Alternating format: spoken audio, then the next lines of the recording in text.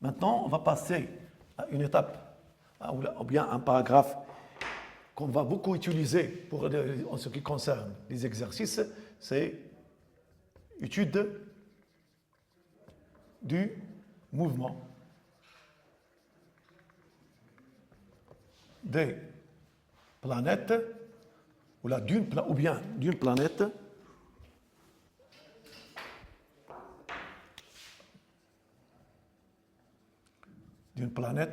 autour du Soleil.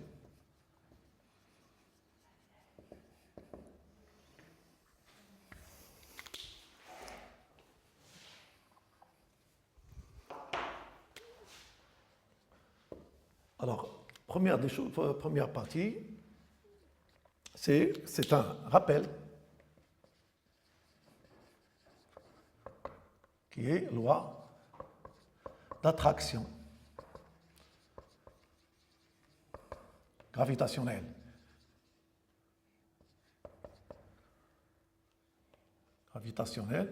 Qu'on a déjà vu en tronc commun. Alors, loi d'attraction gravitationnelle, ou bien loi de gravitation, loi de gravitation universelle. Alors ici, cette loi-là, alors qu'est-ce qu'il dit? Alors, quand on a, par exemple, deux corps, un corps A, un autre corps B, ici, par exemple, de centre A et de centre B, alors l'un des corps exerce une force, ou bien attire l'autre corps. Alors, la force de vecteur, bien la force exercée par le corps A sur le corps B, et c'est là, représenté par le vecteur. Et la force exercée, bon, normalement, il se dirige vers le centre. Et la force exercée par le corps B sur le corps A, et c'est là. Alors, avec FAB égale moins FB, moins FA sur B. Ici, c'est normal, ils ont deux sens opposés parce que par conséquent, on a le signe moins. Cette relation ne fait appel à la troisième loi de Newton, avec l'expression du vecteur force FAB n'est que moins G, la masse du corps A, la masse du corps B, divisé par la distance entre les deux, on peut la noter AB au carré, multiplié par le vecteur unitaire UAB. Et c'est normal, l'expression de FB et A, on va élever le signe moins. Pourquoi? Parce que par exemple, ici,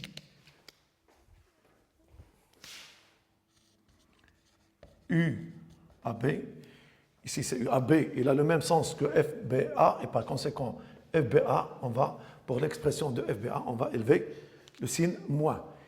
Alors, voilà, c'est ça comme petit rappel. Maintenant, on va passer au deuxième paragraphe, qui est étude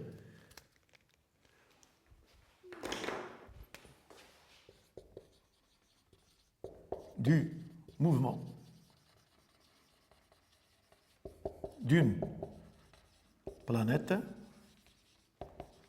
autour du Soleil. Alors, pour étudier ce mouvement, alors on doit utiliser le référentiel héliocentrique qui est un référentiel galiléen. Qu'est-ce qu'un référentiel héliocentrique? C'est un référentiel constitué par trois axes qui se rencontrent en un seul point O, et ces trois axes se dirigent vers trois étoiles lointaines. Alors, ici, ce référentiel, on l'utilise toujours quand on veut étudier le mouvement d'une planète autour du Soleil.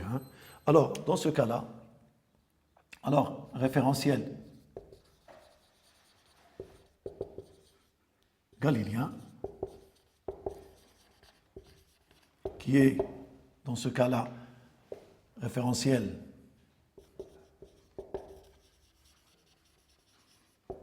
héliocentrique. On a déjà défini ce référentiel dans le premier chapitre de la mécanique qui est les lois de Newton. Alors, pour ici, référentiel galiléen, dans ce cas-là, comme j'ai dit, on utilise référentiel héliocentrique, système étudié, c'est la planète P. Alors, système étudié, bilan des forces. Donc, ici, F, la force exercée par le Soleil sur la Terre, c'est force, ou bien le vecteur force, c'est la force exercée par le Soleil sur la planète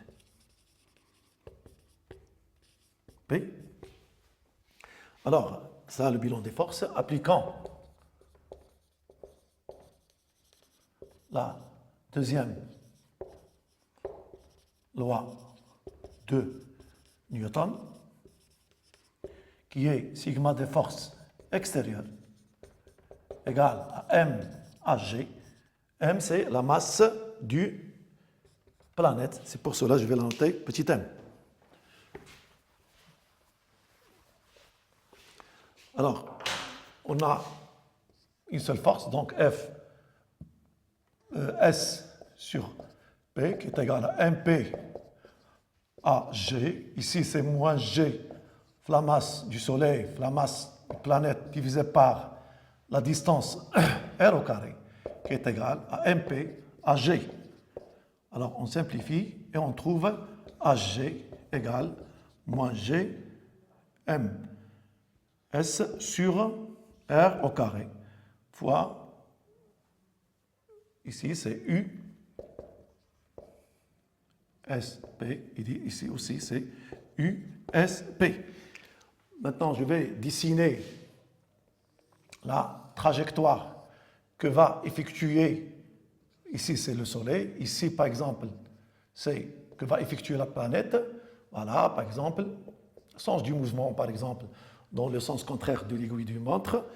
Alors ici, ce qui est important dans cette partie, ou bien dans ce chapitre, c'est qu'on va considérer la trajectoire est circulaire.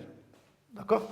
Alors ici, puisque la trajectoire est circulaire, je vais utiliser le repère de Fresnel, c'est U et N.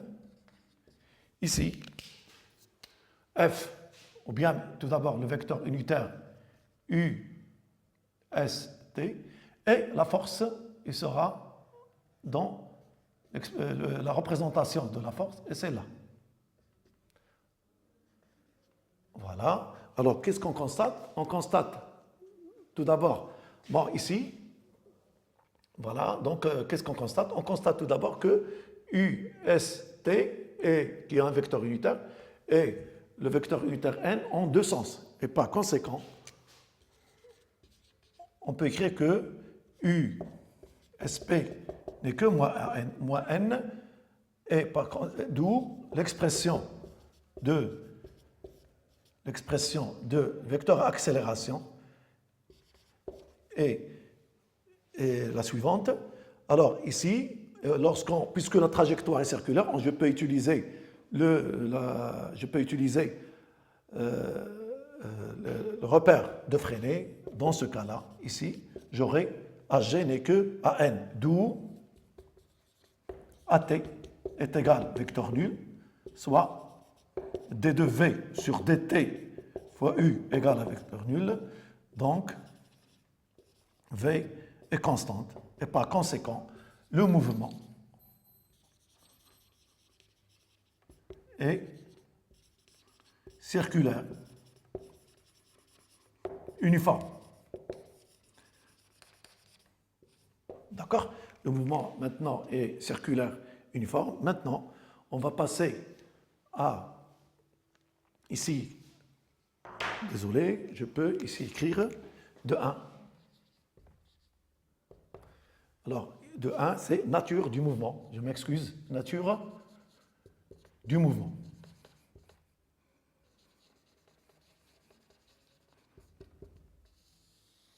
Voilà. Donc, vous la notez, s'il vous plaît. Ici, nature du mouvement. Maintenant, dans le deuxième paragraphe de cette partie-là, on va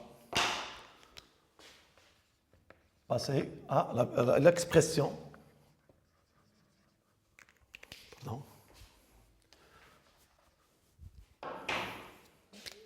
Expression de la vitesse linéaire et de la vitesse angulaire. Alors, ici je m'excuse pour la couleur. Vitesse angulaire et la vitesse linéaire et la vitesse angulaire. Alors, revenons à cette expression-là. On a AN n'est que G fois la masse du Soleil, divisé par R fois N. Alors, je passe à la valeur. Donc, j'aurai AN n'est que GMS sur R au carré. Alors, ici, je remplace AN par V carré sur R, qui est égal à GMS sur R. Donc, je vais au carré, ici c'est au carré. Je simplifie et je vais trouver l'expression de la vitesse n'est que GMS sur R. Alors, G, c'est, j'ai oublié de le dire pour l'autre paragraphe, G est la constante de gravitation universelle. Sa valeur est G est égal 6, soit qui est constante, 10 moins 11 dans le système international. Je peux le trouver son unité en utilisant l'analyse dimensionnelle.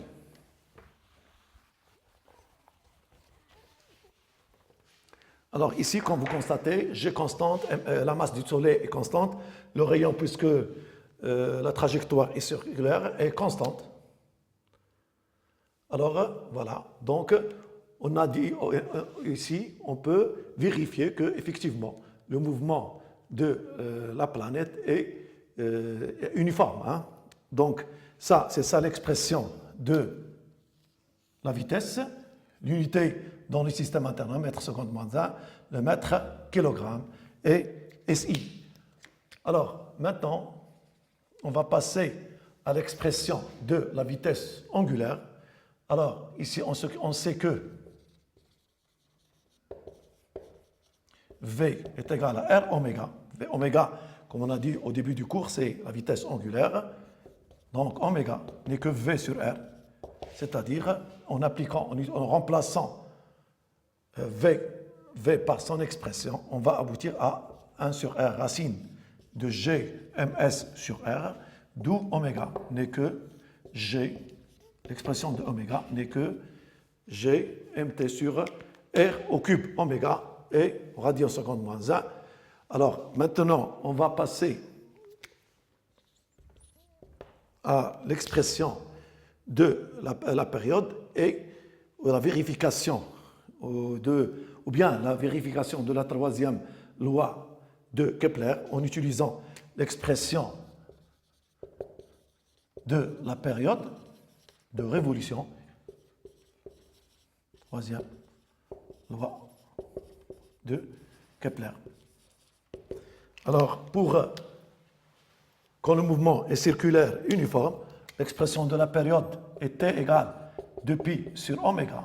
En remplaçant l'expression de oméga, alors ici, donc j'aurai 2pi racine de R au cube sur GMT.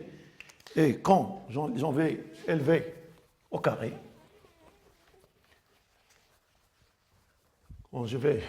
quand j'enlève au carré, ou élevé au carré, j'aurai quoi? J'aurai T au carré, lorsque je vais élever au carré.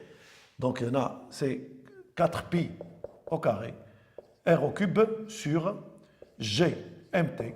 Donc, T carré sur R au cube n'est que 4pi au carré sur Gm du Soleil, je m'excuse, c'est la masse du Soleil. Aussi, ici, oui, c'est bon. Parce qu'on étudie le mouvement d'une planète autour du Soleil, n'est que Gms, et vous voyez qu'elle est constante. Et ce que j'ai dit tout à l'heure, c'est que cette constante-là, elle dépend de la masse du Soleil. Donc c'est Ks. Maintenant, on va passer à autre étape. C'est mouvement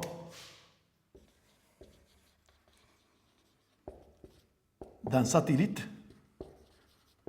Satellite peut être naturel, qui est la Lune, ou bien artificiel, autour, qui est par exemple Whitbird, Meteosat, etc., autour de la Terre. Alors, on va faire ici une analogie. Alors, tout d'abord, au lieu d'utiliser le référentiel héliocentrique, on utilise le référentiel géocentrique. Considéré galiléen. Le référentiel géocentrique est un référentiel dans le centre, ou bien dans le point de rencontre des trois axes et le centre de la Terre, et ces trois axes sont orientés vers trois étoiles lointaines. Alors, référentiel galiléen. Alors, ici, on va appliquer aussi la deuxième loi de Newton. Alors, dans ce cas-là, l'expression de l'accélération est égale à l'expression de l'accélération normale.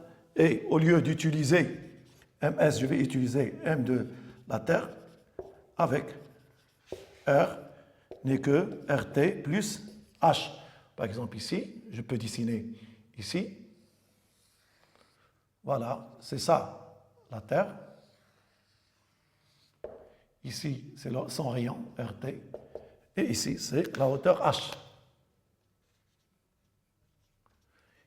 La hauteur H. Ici, c'est le satellite de masse ms. Donc, ici, voilà l'expression de la vitesse. En utilisant les mêmes étapes, on va trouver n'est que Gmt sur le rayon, c'est-à-dire n'est que Gmt sur RT plus H. Et en ce qui concerne la vitesse angulaire, ce n'est que Gmt sur RT plus H au cube. Pour l'expression de la période de révolution, ce n'est que depuis RT plus R au cube, donc c'est RT plus H au cube sur GMT. Et aussi, je peux vérifier la troisième loi de Kepler.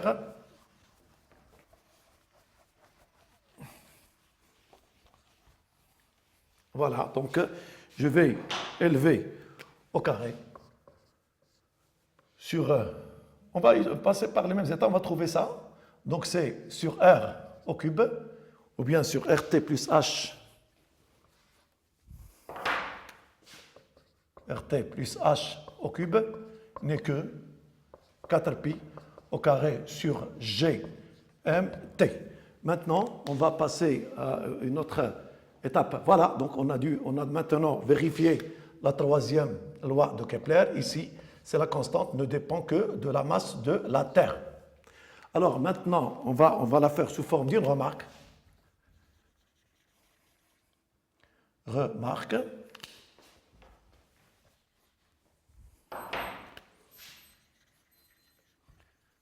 Qui est ce qu'on appelle un satellite géostationnaire. Tout d'abord, lorsqu'on met un satellite, lorsqu'on met, ou bien l'opération qui nous permet de mettre un satellite autour de la Terre sur son orbite, et s'appelle la satellisation. Alors ici, on va considérer ici un satellite qui est artificiel. Alors pour la mettre dans son orbite, il faut normalement passer par plusieurs étapes. Alors ici, on va s'intéresser, nous, juste aux conditions d'un satellite géostationnaire. Tout d'abord, qu'est-ce qu'un satellite géostationnaire? Un satellite géostationnaire est quand ce satellite est immobile par rapport à un observateur qui se trouve à la surface de la Terre. Alors, un satellite est géostationnaire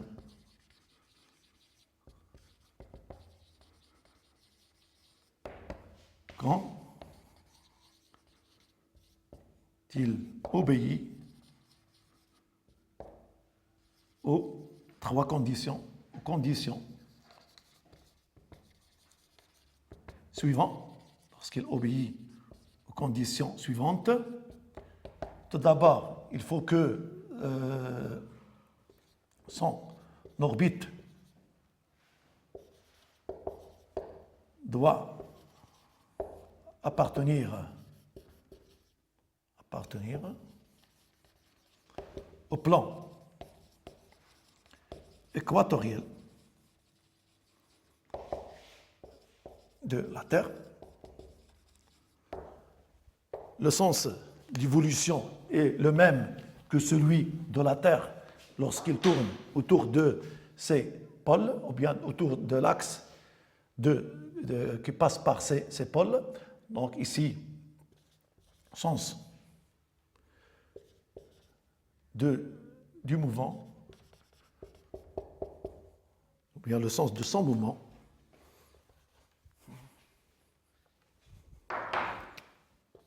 le sens de son mouvement est le même, ou bien est celui, le sens du mouvement est le même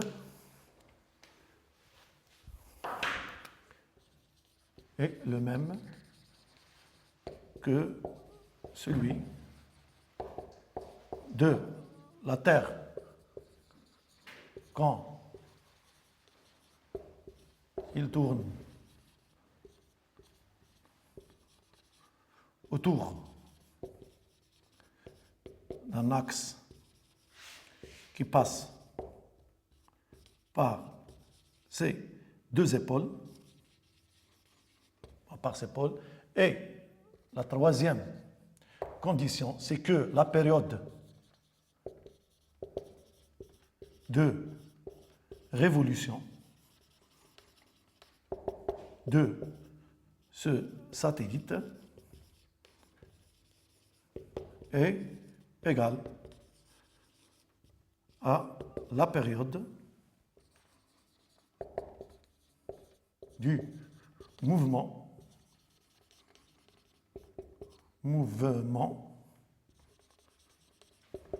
de la Terre, mouvement de rotation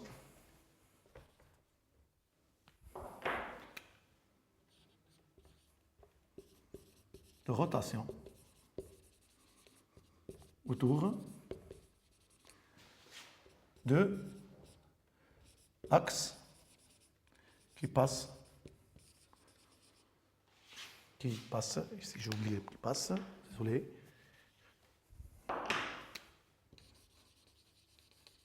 par ces deux épaules, bien ces épaules, parce qu'il y en a deux, donc ici, passe par bien ces deux épaules.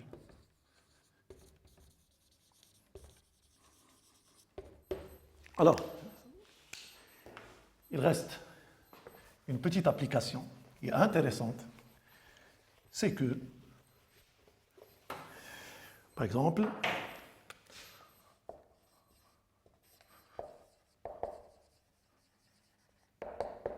c'est que lorsque, pour les satellites géostationnaires, alors par rapport à un observateur autour de la Terre, qui se trouve autour de la Terre, cette hauteur-là est la même pour tous les satellites artificiels qui tournent dans leur orbite, ou qui sont en mouvement bien sûr leur orbite autour de la Terre. Je répète, juste pour les satellites géostationnaires. Alors, ils se trouvent tous à une même hauteur h. D'accord? Ils se trouvent toujours à une hauteur h. Je vais vous donner un exemple. C'est que, par exemple, considérons un satellite de masse m qui est en mouvement autour de la Terre. La masse de la Terre est 6624 à peu près kilogrammes. Ici, son rayon est 6380 km. G, c'est 6,67 10 moins 11 SI. Sa période T, c'est 23 heures. Je ne me rappelle pas. C'est 23 heures. 56 minutes. Et 0,6, je crois, 0,4 secondes, qui est égal à 86 000, voilà, 86 164 secondes. Alors, dans ce cas-là, en utilisant l'expression obtenue dans la troisième loi de Kepler, alors ici, RT plus H, puisqu'on a besoin de RT, de H, alors ici, ce n'est que T carré fois GMT sur 4pi au carré. Ici, c'est la racine cubique. Je veux le H, ce n'est que la racine carrée de T au carré fois GMT sur 4pi au carré. Voilà, moins le rayon de la Terre. Alors, on va trouver une valeur qui est à peu près égale, c'est à peu près 3,6 fois 10 puissance 4 km. Je vais vérifier, je m'excuse. Voilà.